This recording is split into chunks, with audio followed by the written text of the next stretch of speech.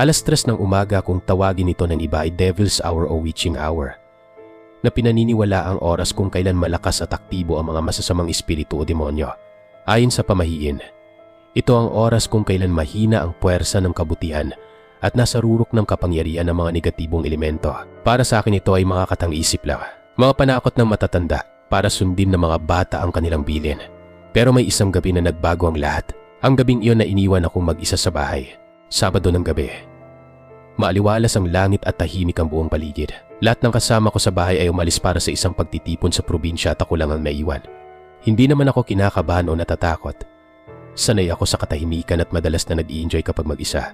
Pinagpatuloy ko ang aking gabi sa panonood ng pelikula. Kinakain ng paborito kong snacks at wala akong pakialam sa oras. Napatingin ako sa orasan 2:45 fib. Naisip ko oras na siguro para matulog, pero may kakaibang pakiramdam na bumalot sa akin.